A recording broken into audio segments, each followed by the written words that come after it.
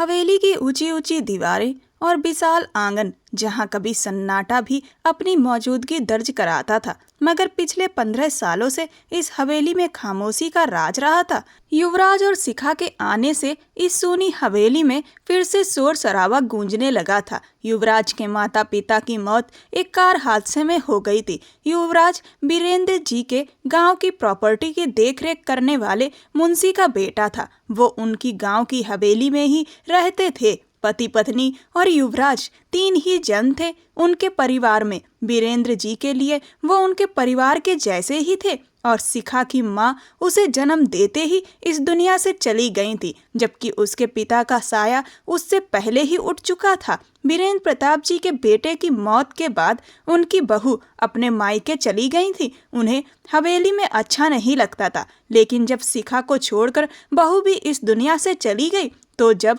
उनकी पोती 2 साल की हो चुकी थी तो बीरेंद्र प्रताप जी ने अपनी पोती को हवेली लाने का तय किया। इन 2 सालों में अक्सर बीरेंद्र प्रताप जी अपनी पोती शिखा से मिलने जाते थे और उसके लिए खूब सारे खिलौने लेकर जाते थे। उसे बहुत लाड़ करते थे, जिस वजह से शिखा उनसे काफी ज्यादा घुली मिली थी। युवराज के माँ बाप को इस दुनिया से गए हुए अभी ज्यादा दिन नहीं हुए थे, इसीलिए युवराज अक्सर उन्हें याद करता था, लेकिन था तो बच्चा ही। बीरेंद्र साहब के लाड़ प्यार से वह भी उनके प्रति झुकने लगा। किस्मत ने दोनों को कम उम्र में ही अनाथ बना दिया था, लेकिन बीरेंद्र प्रताप जी ने कभी उन्हें इस कमी का एहसास नहीं होने दिया। दोनों ही उनकी आंखों का तारा और दिल का सुकून थे। वैसे भी सुकून जैसे इन दोनों के स्वभाव में था ही नहीं। युवराज, जो शिखा से 3 साल बड़ा था, बेहद शरारती और नटखट था, जबकि शिखा भी उससे कम नहीं थी। अगर वह आग था तो वह भी शोला थी। उनकी परवरिश की जिम्मेदारी हवेली की पुरानी और वफादार देखभाल करने वाली सरिता जी पर थी, जो उनके लिए केयर टेकर भी थी और माँ जैसी भी। वह दिन भर दोनों के पीछे भागते भागते थक जाती, लेकिन उनकी शरारतें खत्म होने का नाम नहीं लेती थीं। 3 साल बाद अब शिखा 5 साल की और युवराज 8 साल का हो गया था। दोपहर का वक्त था और गर्मियों की छुट्टियां पूरे जोश पर थीं। हवेली के पीछे आमों का घना बाग था, जहां दोपहर में जाना सख्त मना था, लेकिन युवराज को मना किए गए काम करने में ही असली मजा आता था। वह अपनी छोटी सी साइकिल चला रहा था और पीछे कैरियर पर शिखा बैठी थी, जो अपने खिलौने वाला मेढक को संभालती लगातार बोल रही थी, युवराज ध्यान से चलाओ, अगर मैं गिर गई तो दादाजी से तुम्हारी शिकायत कर दूंगी, वह धमकी दे रही थी। युवराज ने पैडल और तेज कर दिए और हंसते हुए बोला, अरे डरपोक लड़की, कुछ नहीं होता, तुम बस मजबूती से पकड़कर बैठो, आज हम बाग के सबसे ऊंचे पेड़ में आम तोड़ेंगे। शिखा ने डरते हुए उसकी कमीज कसकर पकड़ ली। मुझे आम नहीं खाने युवराज, मुझे डर लग रहा है, सरिता ताई ने मना किया था वहां जाने से। उसकी आवाज कांप रही थी, लेकिन युवराज कहाँ सुनने वाला था। वह साइकिल को कच्चे रास्ते पर दौड़ाता हुआ बाग के बीचों बीच ले आया। साइकिल अचानक रुकी तो शिखा गिरते गिरते बची। तुम तो मुझे मार ही डालोगे युवराज, वह गुस्से में पैर पटकते हुए बोली। युवराज ने उसकी बात अनसुनी कर एक बड़े से आम के पेड़ की ओर इशारा किया। देखो वो वाला आम कितना बड़ा है, बस वही तोड़ना है। शिखा ने ऊपर देखा तो उसे चक्कर सा आ गया। युवराज, ये बहुत ऊंचा है, हम नहीं तोड़ सकते, चलो वापस चलते हैं। लेकिन तब तक युवराज जूते उतारकर पेड़ के तने पर पैर जमा चुका था। तुम बस नीचे खड़ी रहो और पकड़ लेना, वह बंदर की तरह फुर्ती से ऊपर चढ़ने लगा। शिखा नीचे खड़ी बेबसी से उसे देख रही थी और सोच रही थी कि कोई उन्हें देख ना ले। युवराज डाल से डाल पकड़ता हुआ ऊपर पहुंचा और मोटे से आम की ओर हाथ बढ़ाया। जैसे ही उसने आम तोड़ा, उसका पैर फिसला। शिखा की चीख निकल गई, मगर युवराज ने तुरंत दूसरी डाल पकड़ ली और हंसते हुए नीचे देखा। डर गई ना, ये लो, उसने आम नीचे फेंका जो सीधे शिखा के सिर पर लगा। आह युवराज, तुम बहुत बुरे हो, शिखा ने सिर पकड़ते हुए कहा, जहां हल्का सा गुमाड़ उभरने लगा था। युवराज पेड़ से नीचे कूदा और जीतने वाले अंदाज में उसके सामने आकर खड़ा हो गया। कैच भी नहीं कर सकती तुम, नालायक कही की। शिखा की आंखों में आंसू आ गए। मैं नालायक नहीं हूँ, तुम गंदे हो, जानबूझकर मेरे सिर पर मारा है। वह रोते रोते उसे मुक्का दिखाने लगी। युवराज को उसके रोने पर जरा भी तरस नहीं आया, उल्टा वह और हंसने लगा। अरे रो मत, रोते हुए भूतनी लगती हो, और खुद को देखो, बंदरिया कही की। अच्छा अच्छा, गुस्सा छोड़ो, अब ये आम हम नमक लगाकर खाएंगे, सारा दर्द ठीक हो जाएगा। वह यह कह ही रहा था कि पीछे से सरिता जी की कड़कती आवाज आई। युवराज, शिखा, तुम दोनों फिर यहाँ? दोनों के चेहरे उड़ गए। भागो! युवराज ने झट से शिखा का हाथ पकड़ा और दोनों वहां से दौड़ पड़े। पीछे सरिता जी हाथ में चप्पल लिए उन्हें कोसती रह गईं। वक्त जैसे पंख लगाकर उड़ गया। बचपन के दिन कहीं खो गए और जवानी की दहलीज पर कदम रखते ही सब कुछ बदल गया। वही छोटी छोटी नोक-झोंक अब बड़ी बड़ी बहसों में बदल चुकी थी, लेकिन एक चीज नहीं बदली थी, और वह थी दोनों की आपसी तकरार। युवराज अब एक मजबूत और रौबदार नौजवान बन चुका था, जिसकी शख्सियत में गजब का आकर्षण था। उसका कद काठी, बात करने का तरीका और चेहरे पर हर वक्त रहने वाली हल्की सी गंभीर मुस्कान उसे यूनिवर्सिटी का सबसे चर्चित छात्र बना देती थी। दूसरी ओर शिखा का रूप भी निखर कर सामने आ चुका था। हवेली की वही नाजुक कली अब एक खूबसूरत और थोड़ा घमंडी युवती बन गई थी, जिसकी आंखों में तेज चमक और जुबान में वही पुरानी तेजी थी। दोनों एक ही यूनिवर्सिटी में पढ़ते थे, बस डिपार्टमेंट अलग थे। युवराज अब शिखा को छेड़ने के बजाय उसका ख्याल रखने लगा था, मगर उसका यह ख्याल रखना भी ऐसा होता कि शिखा को लगता वह उस पर हुक्म चला रहा है। सुबह का वक्त था। यूनिवर्सिटी का कैफेटेरिया छात्रों से भरा हुआ था। शिखा अपनी सहेलियों के साथ बैठी नोट्स बना रही थी। तभी युवराज वहां आ पहुंचा। उसके हाथ में कुछ किताबें थी। ये लो, तुम्हारे फाइनेंस के नोट्स मैंने तैयार कर दिए हैं। रात तुम सिर पकड़कर बैठी थी ना, तो सोचा मदद कर दूं। युवराज ने किताबें उसके सामने टेबल पर रख दी। शिखा ने एक नजर किताबों पर डाली और फिर तीखी नजरों से युवराज को देखा। मुझे तुम्हारी मदद की जरूरत नहीं है युवराज,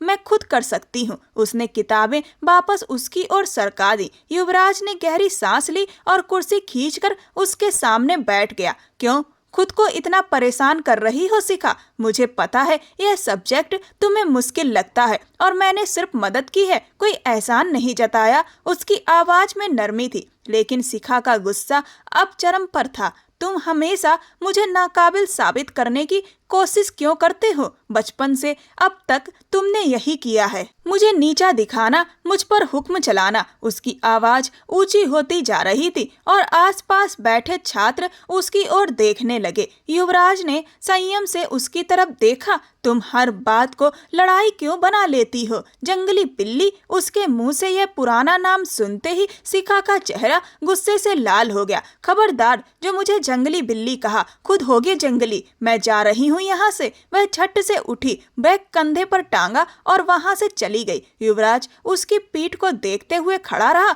और उसके होंठ पर एक हल्की सी दिलकश मुस्कान फैल गई। वह जानता था कि ये नोट्स वह बाद में जरूर ले लेगी, लेकिन उसकी यह जिद और आत्मसम्मान अब युवराज को अच्छे लगने लगे थे। वह दिल ही दिल में मान चुका था कि यह जिद्दी लड़की उसके दिल के किसी कोने में अपनी जगह बना चुकी है, मगर वह अभी इस बात का इजहार करके शिखा का दिमाग और खराब नहीं करना चाहता था। यूनिवर्सिटी में जहां युवराज के चाहने वालों की कमी नहीं थी, वहीं एक नाम सौम्या का भी था। सौम्या को यूनिवर्सिटी की सबसे बोल्ड और मॉडर्न लड़की माना जाता था। अमीर बाप की बिगड़ी हुई बेटी, जिसे हर चमकती चीज हासिल करने की आदत थी, और उस वक्त पूरी यूनिवर्सिटी में सबसे ज्यादा चमक युवराज की ही थी। सौम्या कई दिनों से युवराज का ध्यान खींचने की कोशिश कर रही थी, मगर युवराज उसे खास तवज्जो नहीं देता था। उसे शिखा और युवराज का साथ बिल्कुल पसंद नहीं था। हालांकि वह जानती थी कि वे दोस्त हैं, लेकिन युवराज की आंखों में शिखा के लिए जो चिंता और अपनापन झलकता था, वही बात सौम्या को चुभती थी। अगले दिन युवराज लाइब्रेरी से बाहर निकल रहा था कि सौम्या ने उसका रास्ता रोक लिया। हाय युवराज, पढ़ाई कैसी चल रही है?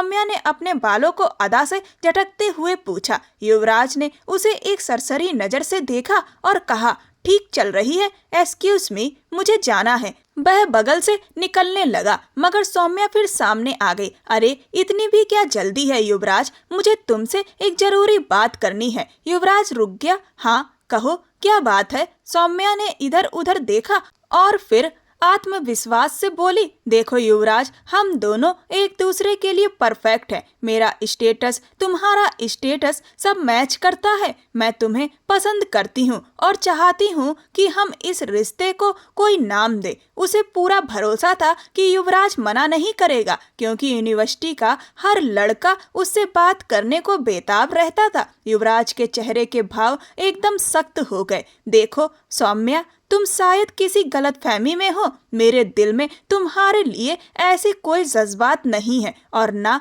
कभी हो सकते हैं। मेरे लिए मेरी पढ़ाई और करियर सबसे ज्यादा जरूरी है और वैसे भी मेरा दिल कहीं और लगा हुआ है। उसने आखिरी बात बहुत साफ और ठंडे अंदाज में कही। सौम्या के चेहरे की रंगत उड़ गई। क्या मतलब? कौन है वो शिखा है ना? उस गवार और चित्ती लड़की में ऐसा क्या है जो मुझ में नहीं? सौम्या ने गुस्से से कहा। युवराज की आंखों में गुस्से की चमक आ गई। अपनी जुबान संभालो सौम्या, शिखा के बारे में एक भी गलत शब्द मैं बर्दाश्त नहीं करूंगा। वह जैसी भी है तुमसे 1000 गुना बेहतर है। आइंदा मेरे रास्ते में आने की कोशिश मत करना। चेतावनी देते हुए युवराज वहां से चला गया। सौम्या वहीं खड़ी रह गई और अपमान और गुस्से की आग उसके अंदर धधकने लगी। उसने अपनी मुट्ठियां भींच ली। युवराज, तुमने मुझे रिजेक्ट किया, वो भी उस शिखा की वजह से। अब तुम देखना मैं उस शिखा का क्या हाल करती हूँ। तुम खुद मेरे पास आओगे,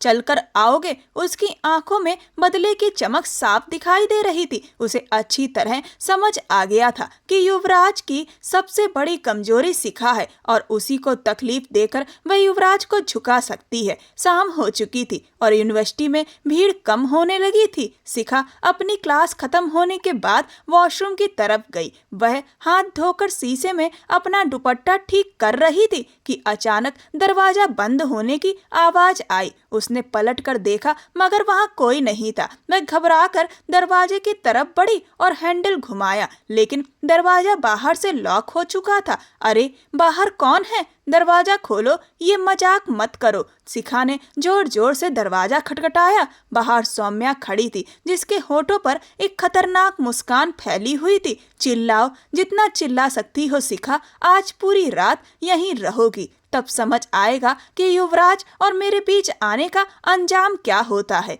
यह कहकर उसने बाहर से कुंडी पर एक बड़ा सा ताला लगा दिया जो वह खास इसी मकसद से लाई थी। अंदर शिखा बुरी तरह घबरा गई। तभी अचानक लाइट भी बंद हो गई। सौम्या ने बाहर से मेन स्विच ऑफ कर दिया था। गुप्त अंधेरा और बंद जगह। शिखा को घुटन सी महसूस होने लगी। युवराज, कोई है क्या? Please help help. वह दरवाजे पर मुक्के मारने लगी। उसका मोबाइल क्लास में ही बैग के अंदर छूट गया था। उसे बचपन का वही डर याद आने लगा जब एक बार वह स्टोर रूम में बंद हो गई थी और घंटों तक रोती रही थी। पसीने से वह पूरी तरह भीग चुकी थी। युवराज, तुम कहाँ हो? उसके होठों से बेख्याली में युवराज का नाम निकला और वह थककर दरवाजे से लगकर नीचे बैठ गई। अंधेरा जैसे उसे निगल लेने को तैयार था और बाहर सौम्या अपनी जीत पर मुस्कुराती हुई वहां से जा चुकी थी, यह सोचे बिना कि उसकी यह हरकत किसी की जान भी ले सकती है। हवेली में सन्नाटा पसरा हुआ था और रात गहराती जा रही थी मगर शिखा अब तक घर नहीं पहुंची थी। युवराज जब यूनिवर्सिटी से लौटा तो उसे लगा शिखा शायद उससे पहले आ गई होगी, लेकिन जब सरिता जी ने घबराए हुए बताया कि शिखा अभी तक नहीं लौटी है तो युवराज के पैरों तले जमीन खिसक गई। उसका फोन भी बंद जा रहा था। युवराज ने एक पल की देरी किए बिना गाड़ी निकाली और वापस यूनिवर्सिटी की ओर दौड़ा दिया। पूरे रास्ते उसका दिल किसी अनजाने डर से डूबता जा रहा था। वह बेसुध सा गाड़ी चलाता हुआ यूनिवर्सिटी के गेट पर पहुंचा जहां गार्ड गेट बंद कर रहे थे। उसने गाड़ी वहीं छोड़ी और अंदर की ओर दौड़ पड़ा। अपने दो करीबी दोस्तों और ड्यूटी पर मौजूद गार्ड को साथ लेकर वह पूरी यूनिवर्सिटी छानने लगा। हर क्लासरूम, हर कैंटीन, लाइब्रेरी, सब जगह देख लिया, मगर शिखा कहीं नहीं मिली। युवराज की आंखों में बेचैनी और डर उतर आया। शिखा, तुम कहाँ हो? वह गलियारों में पुकार रहा था। तभी उसकी नजर ग्राउंड फ्लोर के बाथरूम पर पड़ी, जिसके बाहर एक बड़ा सा ताला लटक रहा था। उसका दिल जोर से धड़क उठा। उसने गार्ड से चाबी मांगी, मगर गार्ड के पास उस ताले की चाबी नहीं थी, क्योंकि वह ताला यूनिवर्सिटी का था ही नहीं। युवराज ने बिना एक पल गवाए पास पड़ा एक लोहे का रॉड उठाया और पूरी ताकत से ताले पर दे मारा। 2-3 जोरदार वार के बाद ताला टूटकर नीचे गिर गया। युवराज ने दरवाजा खोला तो अंदर घुप अंधेरा फैला हुआ था। उसने अपने मोबाइल की टॉर्च जलाई तो सामने का नजारा देखते ही उसकी सांसें जैसे थम सी गईं। शिखा सामने ही फर्श पर बेहोश पड़ी थी। उसका चेहरा पसीने से भीगा हुआ था और रंग पीला पड़ चुका था। युवराज झट से उसके पास बैठ गया और उसका सिर अपनी गोद में रख लिया। शिखा, शिखा, आंखें खोलो, मैं आ गया हूँ। देखो,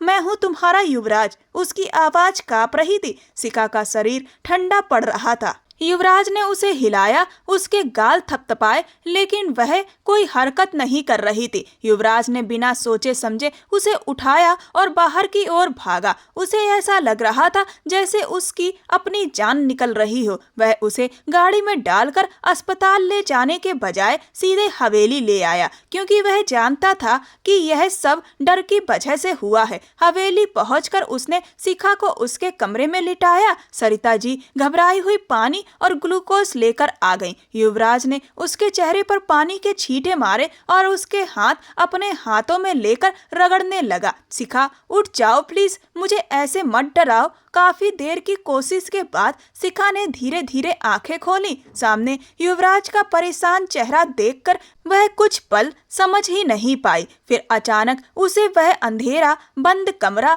और घुटन याद आ गई। वह एकदम उठकर बैठ गई और फूट फूट कर रोने लगी और बेख्याली में सामने बैठे युवराज के गले से लग गई। युवराज ने उसे थामते हुए अपने गले से लगा लिया और उसके सिर पर हाथ फेरने लगा। तुम होश में आ गई? मैं तो सच में डर गया था शिखा। वह उसके बालों में उंगलियां चलाते हुए उसे दिलासा देने लगा। मैं बहुत डर गई थी युवराज, बहुत अंधेरा था, मेरा दम घुट रहा था। वह हिचकियों के बीच बोल रही थी। थोड़ी देर बाद जब शिखा संभली तो उसने खुद को युवराज से अलग किया और उसे गौर से देखने लगी। तभी उसकी आंखों में अचानक गुस्सा उभर आया और सौम्या की वो बातें और उसकी शैतानी हंसी उसे याद आ गई। यह सब तुम्हारी वजह से हुआ है युवराज। उसने युवराज को जोर से धक्का दिया। युवराज, जो उसे शांत देखकर राहत की सांस ले रहा था, अचानक हमले पर हैरान रह गया। मैंने क्या किया है? वह उलझन में बोला। शिखा ने तकिया उठाकर उसे दे मारा। यह सब तुम्हारी उस आशिका सौम्या की वजह से हुआ है। उसने मुझे बंद कर रखा था और कहा था कि तुम मेरे और युवराज के बीच आ रही हो, इसीलिए भुगतोगी। अगर तुम उससे उलझते नहीं तो वह आज मेरी जान लेने की कोशिश नहीं करती। यह सब तुम्हारा कसूर है। निकलो मेरे कमरे से, मुझे तुम्हारी शक्ल भी नहीं देखनी। शिखा ने चिल्लाया। युवराज के चेहरे के भाव एकदम बदल गए। उसकी आंखों में फिक्रमंदी की जगह अब गुस्सा और सख्त अंदाज उतर आया था। सौम्या ने यह किया? उसने दांत पीसते हुए कहा। शिखा लगातार उसे धक्के दे रही थी। जाओ यहाँ से, चले जाओ। युवराज ने उसका हाथ पकड़कर रोका। शिखा, मेरी बात सुनो। लेकिन शिखा सुनने के मूड में नहीं थी। निकल जाओ युवराज, वरना मैं बाबा जी को बुला लूंगी। युवराज ने उसे गहरी नजरों से देखा और खामोशी के साथ कमरे से निकल गया, मगर उसकी चाल बता रही थी कि अब कोई तूफान आने वाला है। अगली सुबह यूनिवर्सिटी की छत का मंजर ही कुछ और था। युवराज आज किसी गैंगस्टर की तरह लग रहा था। उसकी आंखों में गुस्से की आग छलक रही थी। वह सौम्या को ऊपर टंकी के पास ले आया। सौम्या चीख रही थी और रो रही थी, मगर युवराज के सिर पर जुनून सवार था। तुमने हिम्मत कैसे की मेरी शिखा को तकलीफ पहुंचाने की? बोलो। उसने वहां पड़ी मोटी रस्सी उठाई और सौम्या के दोनों हाथ बांध दिए। युवराज, तुम क्या कर रहे हो? मुझे छोड़ दो, मैं मर जाऊंगी। सौम्या डर से कांप रही थी। युवराज ने उसे टंकी के पास लटकी सीढ़ी के किनारे खड़ा कर दिया। अगर आज तुमने माफी नहीं मांगी तो मैं तुम्हें नीचे धकेल दूंगा, और यकीन मानो मुझे कोई फर्क नहीं पड़ेगा। युवराज ने उसे आगे की ओर झटका दिया तो सौम्या की चीख निकल गई। नहीं नहीं युवराज, प्लीज, मैं माफी मांगती हूँ। मैं शिखा के पैर पड़ूंगी, मुझे मत मारो। युवराज ने उसे झटके से पीछे खींच लिया। मेरी शिखा पर हाथ उठाने की कोशिश की थी ना, अब अंजाम भुगतो। आगे से अगर तुम उसके साए के पास भी दिखी तो बहुत बुरा होगा। चलो मेरे साथ। युवराज ने रस्सी से उसका हाथ पकड़कर उसे नीचे की ओर खींचा, जैसे जबरदस्ती ले जाया जाता है। नीचे कैफेट एरिया में शिखा बैठी थी। जब युवराज सौम्या को लेकर वहां पहुंचा, आसपास मौजूद छात्र तमाशा देख रहे थे। युवराज ने सौम्या को शिखा के सामने ला खड़ा किया। माफी मांगो इससे, अभी और इसी वक्त। युवराज की सख्त आवाज सुनकर सौम्या सहम गई। शिखा हैरानी से दोनों को देख रही थी। युवराज, ये क्या तरीका है? छोड़ो इसे। शिखा घबरा गई। नहीं शिखा, ये बहुत खतरनाक है, इसे सबक सिखाना जरूरी है। युवराज ने सौम्या को झटका देकर शिखा के पैरों के पास गिरा दिया। सौम्या रोते हुए शिखा के पैरों से लिपट गई। शिखा, मुझे माफ कर दो,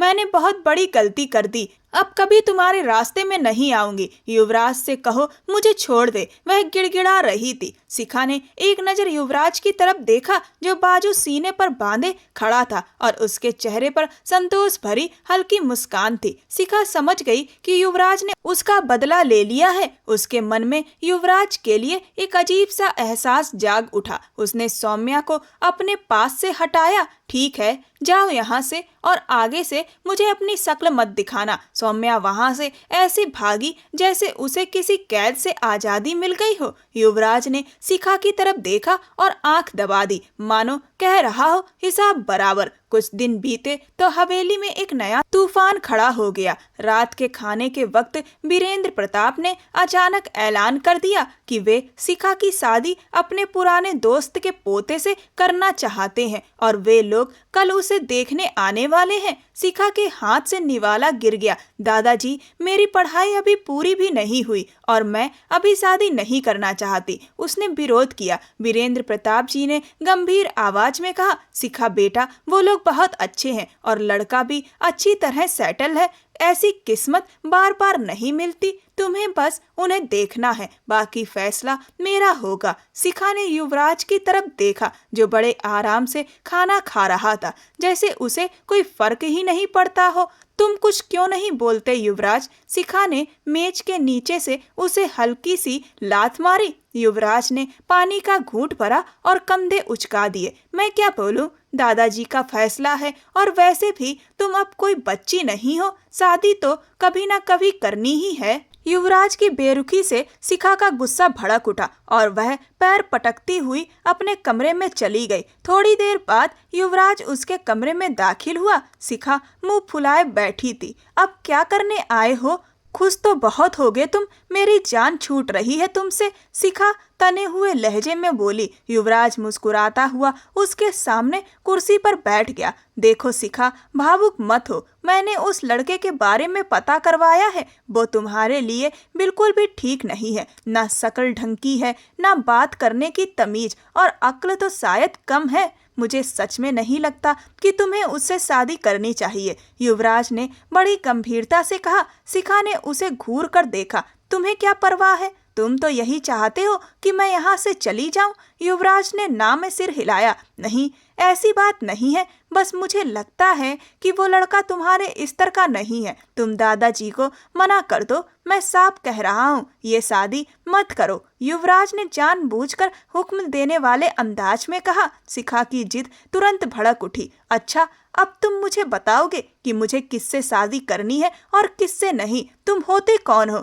मुझे रोकने वाले? तुमने कहा है ना कि शादी मत करो, तो अब मैं जरूर करूंगी, सिर्फ तुम्हें गलत साबित करने के के लिए। शिखा गुस्से में बोली। युवराज मन ही मन मुस्कुरा उठा। उसका तीर सही जगह लगा था। सोच लो शिखा, बाद में पछताओगी। वो तुम्हें डिजर्व नहीं करता। युवराज ने शादी की बातों को और हवा दी। मुझे सोचने की जरूरत नहीं है मिस्टर युवराज, मैं ये शादी करूंगी और उसी लड़के से करूंगी, तुम देख लेना। अब जाओ यहाँ से, मुझे तैयारी करनी है। कहते हुए उसने युवराज को बाजू से पकड़कर कमरे से बाहर धकेल दिया। युवराज दरवाजे के बाहर खड़ा हंस रहा था। पागल लड़की, मेरी नाम में ही तो तुम्हारी हाथ छुपी है। वह सीटी बजाता हुआ अपने कमरे की ओर बढ़ गया, ये सोचते हुए कि अब अगला दौर उस बेचारे दूल्हे का स्वागत करने का है जो शिखा को देखने आने वाला है। और वो स्वागत ऐसा होने वाला था कि वह बेचारा जिंदगी भर शादी के नाम से ही डर जाए। अगला पड़ाव लड़के से मुलाकात का था जो बीरेंद्र प्रताप जी ने एक 5 स्टार होटल में तय की थी ताकि दोनों एक दूसरे को ठीक से समझ सकें। शिखा बेहद झुलझुलाहट के साथ तैयार होकर होटल पहुंची, जहां होने वाला दूल्हा पहले से मौजूद था। उसका नाम मोहित था और उसका हुलिया देखकर ही वह किसी कार्टून की चलती फिरती तस्वीर लग रहा था। ढीली ढीली पैंट, अजीब से रंग की कमीज और बालों में इतना तेल लगा हुआ था कि जैसे वहीं से तेल का कुआं फूट पड़ेगा। शिखा ने उसे दूर से देखा तो उसका मन किया कि वहीं से पलटकर भाग जाए, लेकिन अपनी जिद और अहम के कारण वह दांत भींचती हुई उसकी मेज तक पहुंच गई। मोहित उसे देखते ही घबराकर खड़ा हो गया और कुर्सी गिरते गिरते बची। जी आइए, बैठिए। फिर वह बेहुदे से अंदाज में मुस्कुराया। आप तो फोटो से भी ज्यादा, मतलब बहुत ही ज्यादा। वह अपनी बात पूरी नहीं कर पाया और अटपटा सा हंसने लगा। शिखा ने बड़ी मुश्किल से उसके अभिवादन का जवाब दिया और कुर्सी पर बैठ गई। मोहित ने तुरंत वेटर को आवाज दी, अरे भाई, जरा मेन्यू लाना, और हाँ, ऐसा लाना जो सस्ता भी हो और पेट भी भर जाए। उसने आंख मारते हुए कहा। शिखा को गहरी शर्मिंदगी महसूस हुई कि वह किस किस्म के इंसान के सामने बैठी है। आप क्या लेंगी? मेरा मतलब है तुम क्या खाओगी? मोहित ने मेन्यू पर नजरें गड़ाए हुए पूछा। शिखा ने मुंह दूसरी तरफ फेर लिया। मुझे भूख नहीं है, आप मंगवा लीजिए। मोहित यह सुनकर खुश हो गया। अरे वाह, ये तो बहुत अच्छी बात है, बचत हो गई। फिर वेटर की तरफ देखकर बोला, चलो भाई, एक प्लेट बिरयानी ले आओ। अभी वह अपनी बेकार बातों से शिखा का दिमाग खा ही रहा था कि अचानक वहां एक हल्की सी खुशबू का झोंका आया। क्या मैं यहाँ बैठ सकता हूँ? एक भारी और असरदार आवाज सुनते ही शिखा और मोहित दोनों ने सिर उठाया। सामने युवराज खड़ा था, 3 पीस ग्रे सूट में, कलाई में महंगी घड़ी और चेहरे पर वही खास दिलकश मुस्कान जो किसी को भी पल भर में प्रभावित कर दे। शिखा उसे देखकर हैरान रह गई। वह आज किसी राजकुमार से कम नहीं लग रहा था। अरे युवराज जी! मोहित उसे पहचानते ही फुर्ती से खड़ा हो गया। युवराज ने बड़े अपनापन दिखाते हुए उससे हाथ मिलाया। अरे मोहित जी, दादाजी ने बताया कि आप यहाँ हैं तो सोचा मैं भी ज्वाइन कर लूं। आखिर होने वाला रिश्तेदार हूँ आपका। युवराज ने इजाजत का इंतजार किए बिना कुर्सी खींची और शिखा के ठीक सामने बैठ गया। शिखा उसे घूर रही थी, लेकिन युवराज की नजरें मोहित पर टिकी थी। यार मोहित, कमाल कर दिया तुमने, इतनी शानदार जगह और ऑर्डर में सिर्फ बिरयानी। ये तो हमारी शिखा का अपमान है। युवराज ने उंगलियां चटकाकर वेटर को बुलाया। सुनो, हमारे मेहमान के लिए इस होटल की सबसे महंगी और स्पेशल डिशेज ले आओ, जो भी बेस्ट हो। मोहित का मुंह खुला का खुला रह गया। अरे बिल! युवराज ने उसके कंधे पर हाथ रख दिया। अरे बिल की चिंता आप क्यों कर रहे हैं? आपके ससुराल वाले बहुत अमीर हैं, सब संभाल लेंगे। ये सुनते ही मोहित के चेहरे पर चौड़ी सी मुस्कान फैल गई। हाँ, ये तो है। खाने के दौरान युवराज ने मोहित को बातों में उलझा लिया। मोहित मुंह खोल खोल कर खा रहा था और इतनी तेज आवाज में चबा रहा था कि शिखा को उल्टी सी आने लगी। वहीं युवराज बड़े सलीके से कांटा चम्मच इस्तेमाल कर रहा था, जबकि मोहित हाथों से खा रहा था। युवराज ने हल्की मुस्कान के साथ कहा, देखो मोहित जी, शादी के बाद आपको शिखा का बहुत ध्यान रखना पड़ेगा, ये बहुत नाजुक है। युवराज ने यह बात बहुत गंभीरता से कही। मोहित ने जवाब दिया, अरे फिक्र मत करो, आप मैं तो सोच रहा हूँ शादी के बाद इसे गांव ले जाऊं, वहां भैंसों का दूध पिएगी तो अपने आप तगड़ी हो जाएगी। शिखा ने हैरानी से मोहित को देखा, फिर युवराज की तरफ नजर गई जो अपनी हंसी दबाते हुए पानी पी रहा था। शिखा का दिल किया कि अपना सिर मेज पर दे मारे। एक तरफ युवराज था जिसकी पर्सनालिटी, अंदाज और बात करने का तरीका सब कुछ परफेक्ट था, और दूसरी तरफ ये मोहित जो हर मायने में जीरो लग रहा था। शिखा के मन में तूफान मचा हुआ था। युवराज की आंखों में समझदारी थी, ठहराव था, जबकि मोहित की आंखों में सिर्फ लालच और बेवकूफी साफ दिख रही थी। शिखा को अपनी गलती का गहरा एहसास होने लगा। वह युवराज को देख रही थी जो अब मोहित की किसी फालतू बात पर हल्की मुस्कान दे रहा था, और वही मुस्कान सीधे शिखा के दिल में उतरती जा रही थी। उसका मन किया कि वह अभी युवराज का हाथ पकड़ ले और कह दे कि उसे ये शादी नहीं करनी, लेकिन गुस्से में लिया गया उसका फैसला अब उसी को जला रहा था। वह खुद को संभालते हुए उठी, मुझे घर जाना है, मेरी तबीयत ठीक नहीं है। युवराज भी तुरंत खड़ा हो गया, चलिए मैं छोड़ देता हूँ। मोहित अभी भी खाने में लगा हुआ था। अरे बैठो ना, अभी तो मिठाई बाकी है। लेकिन शिखा तेज कदमों से बाहर निकल गई। युवराज जाते जाते मोहित के कान में बोला, खाते रहो मेरे दोस्त, बिल मैं दे दूंगा, और फिर शिखा के पीछे चला गया। आखिर वो दिन भी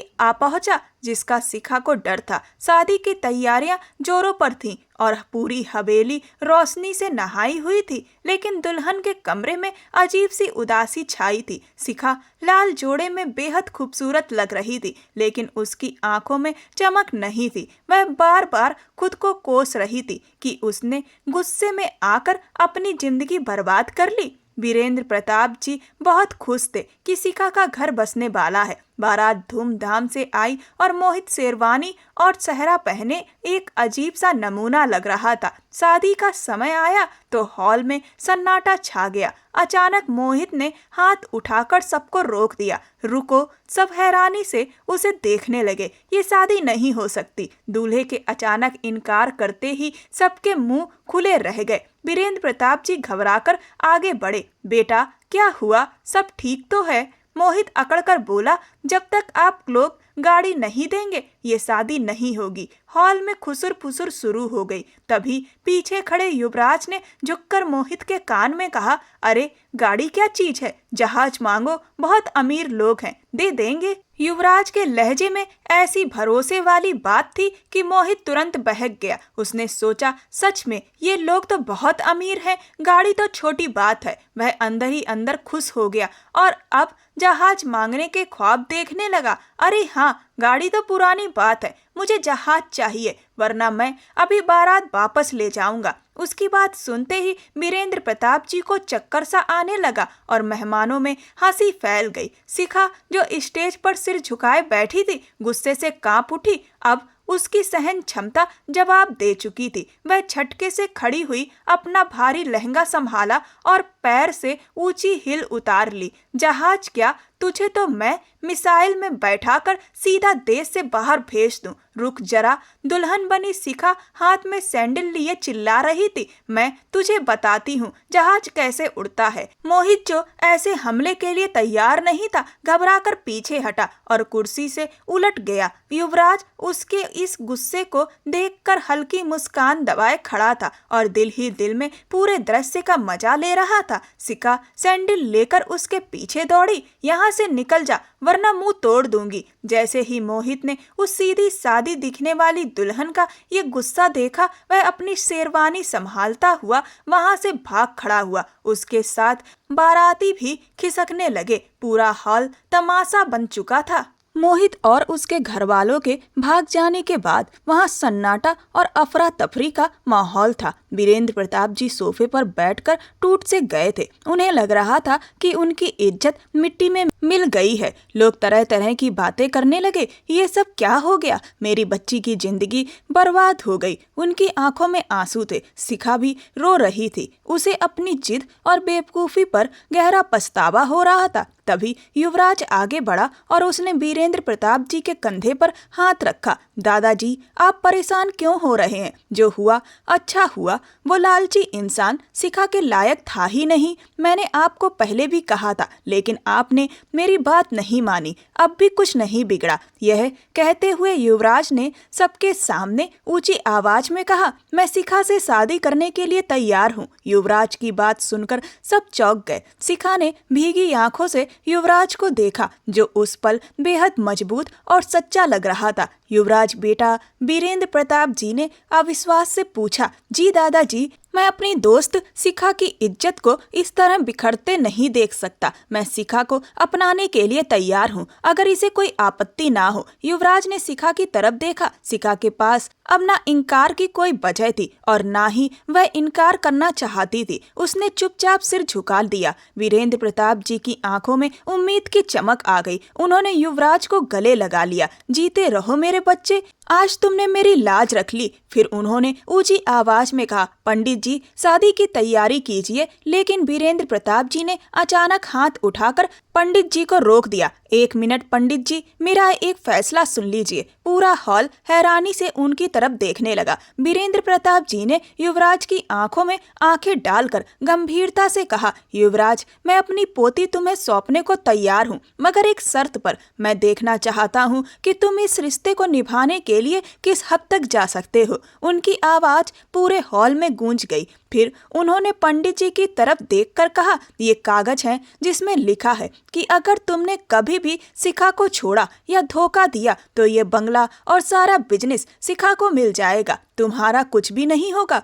युवराज भी चौंक कर वीरेंद्र प्रताप जी को देखने लगा। उन्होंने बात आगे बढ़ाते हुए कहा, और मेरी शर्त यह है कि शिखा की विदाई आज नहीं होगी और तब तक नहीं होगी जब तक युवराज अपनी मेहनत से 10 लाख रुपए कमाकर मेरे हाथ में नहीं रख देता। उसे मेरी संपत्ति का सहारा नहीं लेना होगा, बल्कि खुद को इस काबिल बनाना होगा कि वह ये जिम्मेदारी उठा सके। ये मेरी पोती का सवाल है और मैं उसे किसी ऐसे इंसान के हवाले नहीं करूंगा जो अपने दम पर कुछ करने की हिम्मत न रखता हो। शिखा समेत सारे लोग युवराज को हैरानी से देख रहे थे कि वह क्या जवाब देगा। युवराज ने एक पल के लिए वीरेंद्र प्रताप जी के चेहरे को देखा, फिर उसके होठों पर आत्मविश्वास से भरी मुस्कान आ गई। उसे ये चुनौती मंजूर थी। उसने सिर झुकाकर सम्मान से कहा, मुझे आपकी हर शर्त मंजूर है दादाजी। मैं ये साबित करके दिखाऊंगा कि मैं शिखा के काबिल हूँ। वीरेंद्र प्रताप जी ने खुश होकर उसे गले लगा लिया और पंडित जी को इशारा किया।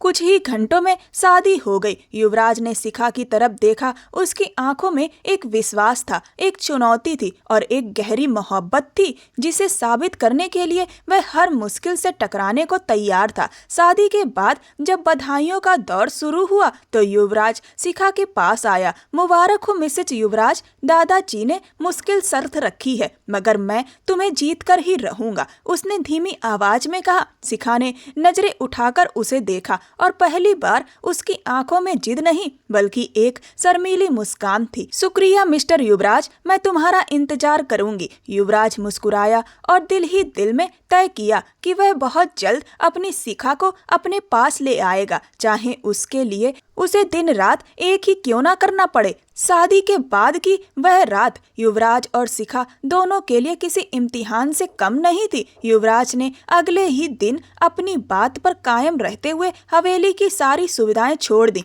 और शहर के बीच एक छोटे से 2 कमरों के फ्लैट में रहने चला गया। यह फ्लैट उसने अपनी थोड़ी सी जमा पूंजी से किराए पर लिया था ताकि वह अपनी नई जिंदगी की शुरुआत कर सके और खुद को साबित कर सके। शिखा के लिए यह सब देखना बहुत तकलीफ देह था कि वही युवराज जो रेशमी बिस्तरों और आराम की जिंदगी का आदी था, अब एक सख्त चारपाई और जमीन पर बिखरी फाइलों के बीच दिन गुजार रहा था। लेकिन युवराज के चेहरे पर अजीब सा सुकून था। वह दिन रात एक किए हुए था, अलग अलग कंपनियों को बिजनेस प्रपोजल भेज रहा था और अपनी छोटी सी कंसल्टेंसी फर्म शुरू करने की कोशिश में जुटा हुआ था। शिखा से रहा नहीं गया तो एक दोपहर वह चुपके से ड्राइवर के साथ उसके फ्लैट पर पहुंच गई। सीढ़ियां चढ़ते हुए उसे झुलझुलाहट हो रही थी, जगह जगह गंदगी थी और रोशनी का भी खास इंतजाम नहीं था। वह नाक पर रुमाल रख के युवराज के फ्लैट के दरवाजे पर पहुंची और दस्तक दी। थोड़ी देर बाद दरवाजा खुला। सामने युवराज खड़ा था। हल्की सी ढीली शर्ट, ऊपर के बटन खुले हुए, आस्तीन कोहनियों तक मुड़ी हुई और बाल बिखरे हुए। शिखा को देखते ही उसकी आंखों में चमक आ गई। अरे तुम यहाँ इस गरीब से घर में? युवराज मुस्कुराते हुए एक तरफ हो गया। शिखा अंदर दाखिल हुई तो कमरे की हालत देखकर उसका दिल भर आया। चारों तरफ कागज बिखरे थे। एक कोने में लैपटॉप खुला पड़ा था और मेज पर ठंडी चाय का कप रखा था। युवराज, ये क्या हाल बना रखा है तुमने? और ये कैसी जगह है? यहाँ तो दम घुटता है। शिखा ने चारों ओर देखते हुए कहा। युवराज ने दरवाजा बंद किया और उसके पास आकर बोला, शिखा, ये मेरा जंग का मैदान है और यहीं मैं अपनी मोहब्बत की लड़ाई लड़ रहा हूँ। शिखा ने चुपचाप अपने पर्स से टिफिन निकाला और मेज पर जगह बनाकर रखने लगी। मैं तुम्हारे लिए खाना लाई हूँ। युवराज ने उसे गहरी मोहब्बत भरी नजरों से देखा। तुम मेरे लिए आई हो? मेरे लिए यही सबसे बड़ा खाना है। शिखा ने उसे घूरा। ज्यादा बातें मत बनाओ और चुपचाप खाना खाओ। युवराज कुर्सी पर बैठ गया और शिखा उसके सामने स्टूल पर बैठ गई। खाते हुए युवराज की नजरें लगातार शिखा के चेहरे पर टिकी हुई थी। खाना खा लो, मुझे क्यों नजरों से खा रहे हो? उसने नजरें झुकाकर कहा। युवराज हंस पड़ा। क्या करूं, तुम्हें देखे बिना मुझे चैन नहीं। फिर थोड़ा संजीदा होकर बोला, अच्छा सुनो, मेरा एक क्लाइंट से संपर्क हुआ है। अगर डील पक्की हो गई तो बहुत जल्द हमारे अच्छे दिन आ जाएंगे। शिखा ने उसके हाथ पर अपना हाथ रखा, मगर युवराज ने उसे खींचकर अपने गले से लगा लिया और शरारत से उसके गाल खींच दिए। युवराज, मुझे तुमसे एक बात करनी है। युवराज ने सवालिया नजरों से उसे देखा। बोलो। शिखा ने इधर उधर देखा और फिर धीरे से बोली, देखो, मेरे अकाउंट में काफी पैसे हैं और घर के लॉकर में मेरी ज्वेलरी भी है। वो सब बेचकर या कैश निकाल कर हम दादाजी को दे देते हैं ना। यह शर्त खत्म करो और घर वापस चलो। मुझे तुम्हें यूं परेशानी में देखकर अच्छा नहीं लगता। प्लीज मेरी बात मान जाओ। उसकी आवाज में विनती थी। युवराज के चेहरे पर गंभीरता छा गई। उसने शिखा को और कसकर थाम लिया और प्यार से उसके बाल सहलाते हुए बोला, मेरी आंखों में देखो। शिखा ने नजरें उठाई। उसकी आंखों में दृढ़ निश्चय था। मैं जानता हूँ तुम्हारे पास सब कुछ है, लेकिन मैं तुम्हें पैसों से नहीं खरीदना चाहता। मैं तुम्हें जीतना चाहता हूँ। यह सिर्फ 10 लाख की बात नहीं है। यह मेरे आत्मसम्मान और तुम्हारे लिए मेरी मोहब्बत का सबूत है। अगर मैंने तुम्हारे पैसों से वह रकम अदा की तो मैं जिंदगी भर खुद से नजरें नहीं मिला पाऊंगा। क्या तुम चाहती हो कि तुम्हारा पति सारी उम्र यह कहलाए कि वो दादाजी के टुकड़ों पर पल रहा है? शिखा ने तुरंत ना में सिर हिलाया। नहीं युवराज, मैं बस तुम्हारी परेशानी कम करना चाहती थी। युवराज ने उसका हाथ अपने हाथों में लिया।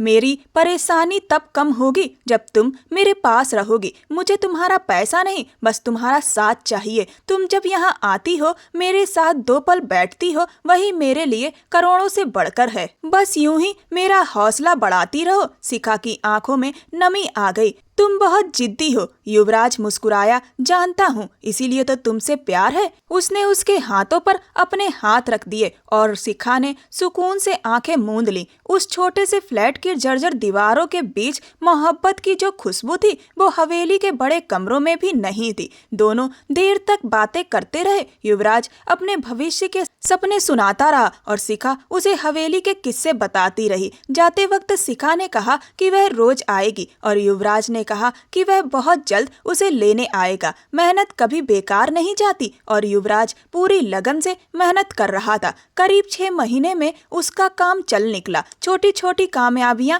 मिलने लगी, मगर मंजिल अभी दूर थी। एक शाम वह बहुत खुश था। वह सीधे हवेली पहुंचा। वीरेंद्र प्रताप जी से मिलने नहीं, बल्कि शिखा को खुशखबरी देने। वह लॉन में बैठी किताब पढ़ रही थी। शिखा, युवराज की आवाज में जोश था। शिखा चौंक कर बोली, क्या हुआ? इतना शोर क्यों? युवराज ने उसके पास आकर दोनों हाथ थाम लिए। मुझे एक बहुत बड़ा प्रोजेक्ट मिलने वाला है, एक मल्टीनेशनल कंपनी का कॉन्ट्रैक्ट। अगर यह मिल गया तो 10 लाख क्या, मैं 10 करोड़ भी दादाजी को दे दूंगा। शिखा खुशी से उछल पड़ी। सच, यह तो बहुत बड़ी खबर है। तभी युवराज का चेहरा उतर गया। हाँ, लेकिन एक दिक्कत है। शिखा की खुशी थम गई। क्या? युवराज ने सिर झुका लिया। प्रोजेक्ट लंदन का है, कम से कम 2 साल वहाँ रहना पड़ेगा। शिखा खामोश हो गई। युवराज ने उसका चेहरा अपने हाथों में लिया। मैंने मना कर दिया। शिखा हैरान रह गई। क्या?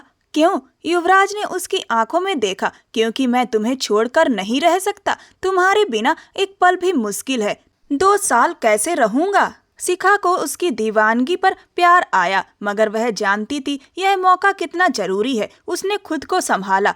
तुम पागल हो गए हो? इतना बड़ा मौका सिर्फ मेरे लिए छोड़ दोगे? युवराज अड़ा रहा। हाँ, मेरे लिए तुम सबसे ऊपर हो, शिखा ने समझाया। ये हमें सहना होगा। यही हमारे सपनों का रास्ता है। अगर तुम नहीं जाओगे तो हम कभी एक नहीं हो पाएंगे। तुम्हें जाना होगा। हमारे प्यार के लिए बड़ी मुश्किल से उसने युवराज को राजी किया। जाने से पहले युवराज उसे गले लगाकर रो पड़ा। अपना ख्याल रखना, मैं रोज वीडियो कॉल करूंगा। शिखा भी आंसू छुपा रही थी। जाओ और जीत कर आओ मेरे हीरो। युवराज चला गया और शिखा देर तक उसे जाते देखती रही। लंदन की सर्द शाम युवराज को और सर्द लगती थी, क्योंकि उसके पास शिखा नहीं थी। वह दिन रात काम में डूबा रहता। एक आलीशान होटल में ठहरा था। एक रात मीटिंग की तैयारी कर रहा था कि कमरे की बेल बजी। दरवाजा खोला तो सामने शिखा खड़ी थी, लंबा कोट पहने, हाथ में ट्रॉली बैग। ठंड से उसकी नाक लाल थी। सरप्राइज, उसने मुस्कुराकर कहा। युवराज को लगा वह सपना देख रहा है। तुम यहाँ कैसे? शिखा अंदर आ गई। खुद आ गई? दादाजी ने भेजा है। उन्हें तुम्हारी चिंता थी। युवराज ने दरवाजा बंद किया। उसकी खुशी का ठिकाना नहीं था। वह दौड़कर उसके पास आया और उसे उठा लिया। तुमने तो मुझे पागल कर दिया। शिखा हंस पड़ी। नीचे उतारो, मैं बहुत थक गई हूँ। उसने उसे नीचे उतारा मगर छोड़ा नहीं। अब तुम कहीं नहीं जाओगी। लंदन में युवराज के क्लाइंट की बेटी काव्या थी, बेहद खूबसूरत और आधुनिक, जो युवराज पर फिदा थी। वह अक्सर बहाने से उसके करीब आने की कोशिश करती, मगर युवराज दूरी बनाए रखता।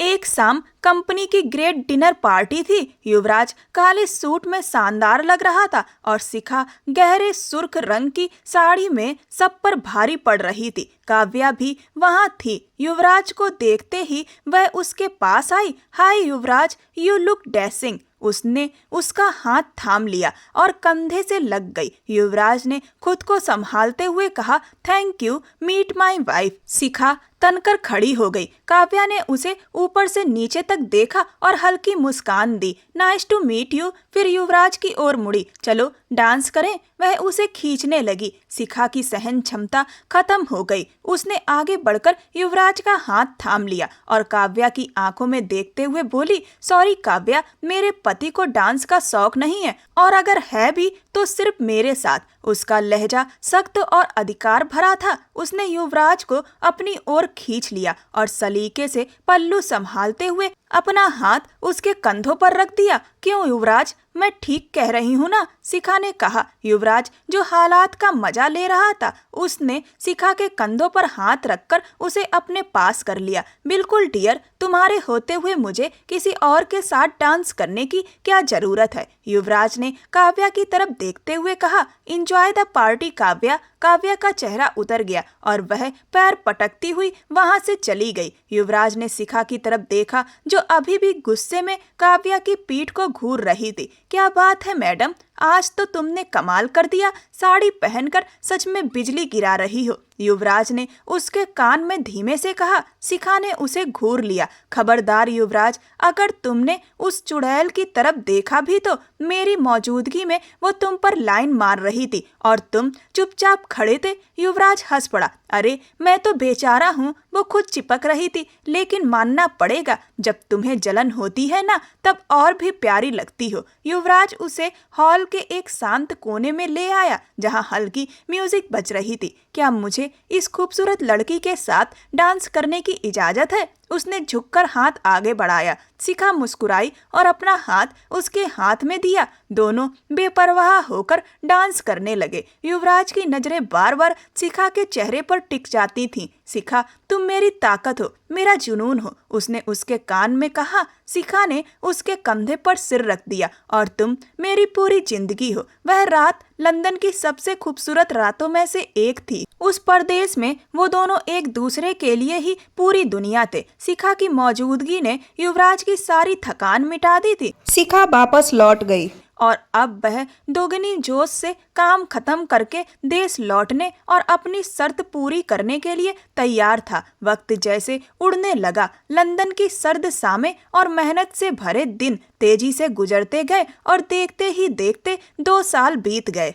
ये 2 साल युवराज के लिए आग की भट्टी जैसे थे, जिसमें तपकर वह कुंदन बन चुका था। जो कारोबार एक छोटे से फ्लैट से शुरू हुआ, वह एक बड़े साम्राज्य की शक्ल ले चुका था। उसकी कामयाबी के चर्चे हर बिजनेस मीटिंग में होने लगे थे। आखिर वह दिन आ गया जब उसे वापस अपने देश लौटना था, अपनी जीत का परचम लहराने और अपनी जिंदगी की सबसे कीमती चीज को अपने नाम करने। जब युवराज की गाड़ी हवेली के गेट से अंदर दाखिल हुई तो पूरा स्टाफ स्वागत के लिए मौजूद था, मगर उसकी आंखें सिर्फ एक ही चेहरे को ढूंढ रही थी। गाड़ी से उतरते ही उसकी शख्सियत में एक अलग ही रौब और ठहराव था। महंगा सूट, आंखों पर काला चश्मा और चाल में आत्मविश्वास। बरामदे में वीरेंद्र प्रताप जी खड़े मुस्कुरा रहे थे और उनके पास शिखा थी, जिसकी आंखों में आंसू और होठों पर मुस्कान थी। युवराज सीधे वीरेंद्र प्रताप जी के पास गया और उनसे गले मिला। फिर उसने कोट की अंदरूनी जेब से चेकबुक निकाली और एक चेक फाड़कर उनके हाथ में थमा दिया। दादाजी, आपकी शर्त पूरी हुई। आपने 10 लाख मांगा था, मैंने इसमें 1 करोड़ लिखे हैं। यह मेरी मेहनत की कमाई है। इसमें आपकी दी हुई संपत्ति का 1 रुपया भी नहीं है। अब बताइए, क्या मैं आपकी पोती का हाथ थामने के काबिल हो गया हूँ या अभी भी कुछ कमी है? वीरेंद्र प्रताप जी ने चेक देखा, उनकी आंखें भर आईं। उन्होंने चेक मेज पर रख दिया और आगे बढ़कर युवराज को गले लगा लिया। पगले, तुमने तो मुझे रुला दिया। तुम्हें क्या लगता है मुझे पैसों की जरूरत थी या मैं अपनी पोती का सौदा कर रहा था? यह तो बस एक परीक्षा थी। मैं देखना चाहता था कि तुम शिखा से कितना प्यार करते हो और उसके लिए कहां तक जा सकते हो। मुझे डर था कि कहीं विरासत की दौलत तुम्हें कमजोर ना बना दे। आज तुमने साबित कर दिया कि तुम मेरी परवरिश हो। तुमने अपने आत्मसम्मान और प्यार दोनों की लाज रख ली। शिखा रोती हुई आगे बढ़ी और अपने दादा से लिपट गई। वीरेंद्र प्रताप जी ने दोनों को गले लगा लिया। ये 1 करोड़ तुम रखो, यह सब तुम्हारा और शिखा का ही है। यह हवेली, यह जमीन, सब कुछ। मैं बस यह चाहता था कि तुम इसे संभालने के काबिल बनो। आज मेरा सीना गर्व से चौड़ा हो गया है। युवराज ने उनके हाथ आंखों से लगा लिए। अगर आप यह शर्त ना रखते तो शायद मैं खुद को कभी पहचान ही ना पाता। इसके बाद हवेली में शादी का जश्न दोबारा शुरू हुआ। 2 साल पहले सिर्फ शादी हुई थी, अब रिसेप्शन और विदाई हो रही थी। पूरा घर रोशनी में डूबा था। ढोल की थाप पर नाच हो रहा था और शिखा दुल्हन के रूप में किसी चांद से कम नहीं लग रही थी। युवराज बार बार घड़ी देख रहा था, जैसे वक्त को आगे धकेल देना चाहता हो। आखिर वह पल आया जब शिखा को विदा करके युवराज के कमरे में लाया गया। कमरे को फूलों से दुल्हन की तरह सजाया गया था। खुशबुओं से पूरा कमरा महक रहा था। शिखा घूंघट निकाले बेड पर बैठी थी। उसका दिल तेजी से धड़क रहा था। 2 साल का इंतजार खत्म होने वाला था। तभी दरवाजा खुला और युवराज अंदर आया। उसने दरवाजा बंद किया और धीरे धीरे बेड के पास आया। शिखा उसके कदमों की आवाज सुनकर घबरा गई। युवराज कुछ पल उसे देखता रहा, फिर गहरी सांस लेकर अपना कोट उतारकर सोफे पर फेंक दिया। उसके चेहरे के भाव अचानक बदल गए। वह बेड के किनारे बैठा टाई ढीली करते हुए ठंडे स्वर में बोला, आखिरकार ये सारा ड्रामा खत्म हुआ। मैं थक गया था। 2 साल तक आशिक बनने की एक्टिंग करते करते उसके लहजे की बेरुखी ने शिखा को सन्न कर दिया। उसने घूंघट उठाया और हैरानी से उसे देखा। क्या मतलब युवराज, कैसा ड्रामा? युवराज ने उसकी तरफ तंज भरी हंसी के साथ देखा। वही ड्रामा जो 2 साल से चल रहा था। तुम्हें सच में लगा कि मैं तुमसे प्यार करता हूँ? जाग जाओ शिखा, मैं युवराज हूँ। मुझे सिर्फ दौलत और ताकत से प्यार है। दादाजी ने शर्त रखी थी कि मेहनत करोगे तो शिखा मिलेगी और शिखा मिलेगी तो जायदाद मिलेगी। बस उसी जायदाद के लिए मैंने ये सारा खेल खेला, लंदन जाकर धक्के खाए, दिन रात मेहनत की। अब जब दादाजी ने सब कुछ मेरे नाम कर दिया है तो मेरा मकसद पूरा हो गया। अब तुम रहो या ना रहो मुझे कोई फर्क नहीं पड़ता। आज मेरा असली मकसद पूरा हुआ है, सारी जायदाद अब मेरे नाम है। यह कहते हुए युवराज बिस्तर पर धम्म से गिर पड़ा। शिखा उसे फटी फटी आंखों से देख रही थी। उसके कानों में जैसे कुछ पिघल कर गिर रहा हो, दिमाग सुन्न हो गया था। युवराज, तुम ऐसा कैसे कर सकते हो? तुमने तो कहा था कि तुम मुझसे। उसकी आवाज गले में अटक गई। युवराज ने लापरवाही से हाथ हिलाया। अरे वो सब तो डायलॉग थे शिखा, लड़कियां ऐसे ही तो इम्प्रेस होती हैं। प्लीज अब रोना धोना मत शुरू करना, मुझे नींद आ रही है। कहते हुए उसने आंखें बंद कर ली। शिखा को लगा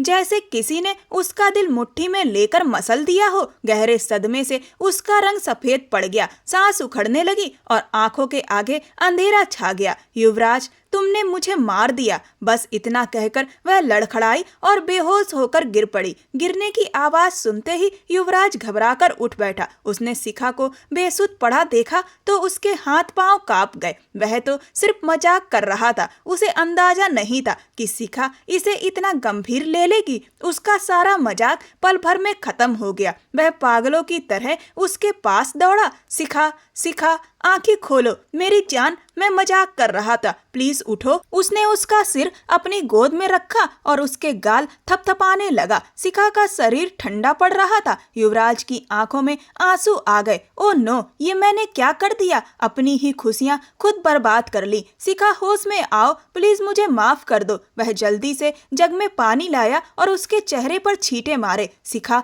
देखो अगर तुम्हें कुछ हो गया तो मैं मर जाऊंगा। काफी देर की कोशिशों के बाद शिखा ने लंबी सांस ली और धीरे धीरे आंखें खोली। युवराज की जान में जान आई। उसने तुरंत उसे उठाकर बिस्तर पर बिठाया और पानी का गिलास उसके होंठों से लगाया। शिखा ने थोड़ा पानी पिया और खाली नजरों से युवराज को देखने लगी। युवराज ने तुरंत अपने कान पकड़ लिए। शिखा, अब कभी ऐसा मजाक नहीं करूंगा। मैं तो बस तुम्हें छेड़ रहा था, एक प्रैंक था। मेरा मकसद जायदाद नहीं, तुम हो, सिर्फ तुम। सच में मैं तुमसे बहुत प्यार करता हूँ। शिखा कुछ पल उसे देखती रही। उसके दिमाग में उसकी कही बातें और अब उसकी माफी घूम रही थी। तब उसे समझ आया कि यह सब युवराज का घटिया मजाक था। उसका डर अब गुस्से में बदल गया। उसने पास रखा तकिया उठाया और पूरी ताकत से युवराज के चेहरे पर मार दिया। तुम बहुत बुरे हो युवराज, तुम्हें शर्म नहीं आई? मेरे साथ ऐसा मजाक करते हुए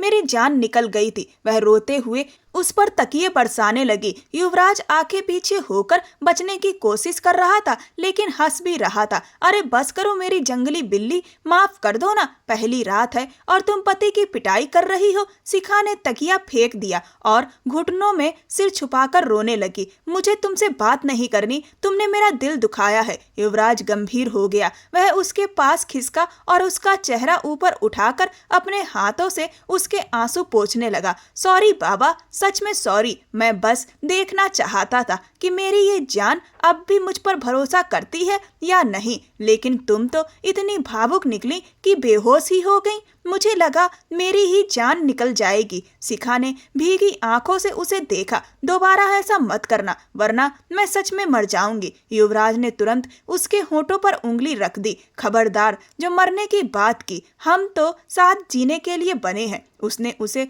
अपने गले से लगा लिया। चलो अब मुंह ठीक करो, देखो मैं तुम्हारे लिए क्या लाया हूँ। युवराज ने जेब से एक छोटी सी मखमली डिब्बी निकाली और उसमें से हीरे की एक खूबसूरत अंगूठी निकालकर शिखा की उंगली में पहना दी। ये तुम्हारे लिए। शिखा ने अंगूठी को देखा जो रोशनी में चमक रही थी। उसके होठों पर हल्की मुस्कान आ गई। बहुत सुंदर है। युवराज ने आंख दबाई। अंगूठी सुंदर है या मैं? शिखा ने चिढ़ाते हुए कहा। अंगूठी। युवराज ने उसे गुदगुदी की तो वह खिलखिलाकर हंस पड़ी। कमरे में हंसी गूंजने लगी। रात और भी गहरी होती जा रही थी और खिड़की से झांकता चांद उनकी मोहब्बत का गवाह बन रहा था। युवराज ने शिखा का हाथ थामकर गंभीर स्वर में कहा, हमारी मोहब्बत बहुत जिद्दी रही है। हमने लड़कर दुनिया से टकराकर खुद को साबित करके एक दूसरे को पाया है। बताओ, जिंदगी के हर मोड़ पर तुम मेरा साथ दोगी? शिखा ने उसका हाथ कसकर पकड़ लिया। युवराज, मैं हमेशा तुम्हारी ताकत बनूंगी। युवराज मुस्कुराया, बस यही सुनना था। अब बताओ, क्या हम अपनी नई जिंदगी की शुरुआत करें या अभी और प्रैंक करूं? शिखा शर्मा गई और अपना चेहरा उसके कंधे में छुपा लिया। युवराज हंस पड़ा और उसे अपने गले से लगा लिया। उनकी नोक झोंक, शरारतें और बेपनाह मोहब्बत अब एक सुकून भरी जिंदगी की ओर बढ़ चली थी। अगली सुबह वीरेंद्र प्रताप जी ने दोनों को बुलाया और बोले कि आज तुम्हें एक सच बताना चाहता हूँ। युवराज और शिखा एक दूसरे के चेहरे की तरफ गंभीरता से देखने लगे। वीरेंद्र प्रताप जी बोले, शिखा, तुम्हें मोहित याद है ना? उस जैसे लड़के से तुम्हारी शादी क्या मैं सच में करवाऊंगा? तुमने यह एक बार भी नहीं सोचा? हकीकत यह थी कि वह सब सिर्फ एक नाटक था, क्योंकि मुझे पता था कि कहीं ना कहीं तुम और युवराज एक दूसरे को पसंद करते हो, लेकिन इस बात को एक दूसरे से कह नहीं रहे थे। और मैं चाहता था कि जल्द से जल्द तुम लोगों की शादी हो जाए, तो इसीलिए मैंने यह पूरा नाटक रचा था अपने दोस्त की मदद से। मोहित ने इसमें मेरा पूरा सहयोग किया था।